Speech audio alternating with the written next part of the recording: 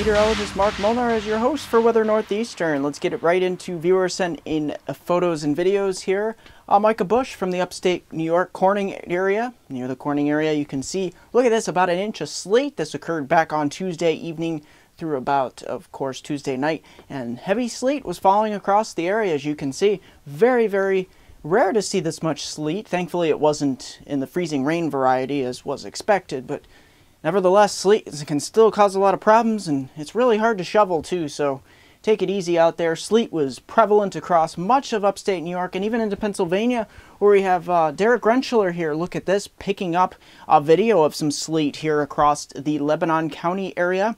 Very interesting to see this much sleet as well. This was quite a sleet storm as it moved across the mid-Atlantic and into the Northeast. On Tuesday we had that warm layer of air overriding the cold air, but there was two layers of cold air, one in the higher levels, one at the surface, and up to about, say, a half to 3/4 of a kilometer, and that produced all of this sleet. As you can see, Derek was able to capture it, and of course the next storm that Derek captured was about on March 5th, where he saw upwards of 7 inches of snow with some isolated areas in some parts of Lebanon County. He says picking up as much as a foot. So this was one of the bigger storms this season so far. So nice to see that you got this 7 inches or more in your area, Derek. And of course, take a look at this.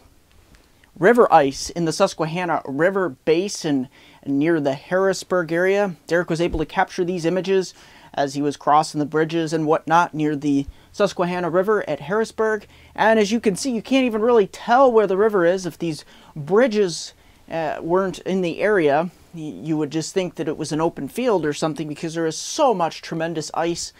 It's pretty much frozen over at this point, and we will have some problems as the thaw will start into the new work week. Let's take a look at the problems affecting with the thaw. Thankfully, there won't be much precipitation. Of course, on the west coast, not much to speak of. There will be a small system washing out, and here back east, there isn't much to speak of either. It's here across the southern states where we'll see a system starting to ramp up, especially south of Linden, south of Dallas, over towards Shreveport, Houston, and extending over towards south of Birmingham, Alabama. Let's get right into the pattern change. This is a big pattern change. Many areas expecting a big shift from what we've seen the last several weeks. Of course, here out west, pretty much more of the same. We're not looking at any major systems. Some small systems that will produce light rainfall, but most of it stays bottled up over Canada. But the big change here is back east. We'll start to see a moderating trend. Faster moving flow to the north. Most of the systems pushing their way into eastern Canada instead of into the eastern United States. So we'll see a very dry pattern and a very much warmer pattern. I should say warmer than it has been. It won't be record warmth, but at least we'll return to slightly above normal temperatures. Let's get right into those surface maps here. Heading on into the middle to latter portion of your weekend here, we have that front kind of moving across southeast Canada here. Not much to speak of, maybe a few flurries with that up here up north, but the big story will be the warming trend across the northeast here in Great Lakes, where we'll see temperatures warming into the 30s and even some 40s. Heading on into your Monday, take a look at this.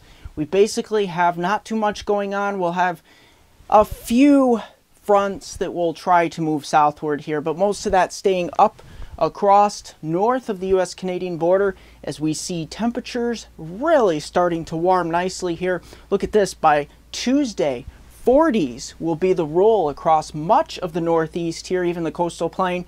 So we'll be starting to get cracking 40 in places like Binghamton, Erie, Buffalo, Syracuse, Albany, and even into southern Ontario. That's going to do it for this edition of Weather Northeastern. Winter is taking a little bit of a break at the meantime. Don't forget to like me on Facebook at MeteoMark, subscribe to me on YouTube at MeteoMark.com, it's Twitter at WX Northeastern, Google Plus at MeteoMark. Here's that 5-day from Binghamton to Elmira's upper Susquehanna region of upstate New York, northeast Pennsylvania. Look at these temperatures. We start off about 30, and then look at this. We pump these temperatures up into the near 40-degree range by Tuesday. We'll probably have some clouds on Sunday and into Monday, but look at this. The trend is mostly sunny conditions here across much of the Northeast as we continue to see a lot warmer conditions across the area. So that's going to do it for this edition of Weather Northeastern. The theme is warmer temperatures as well as drier conditions. That's going to do it for this edition.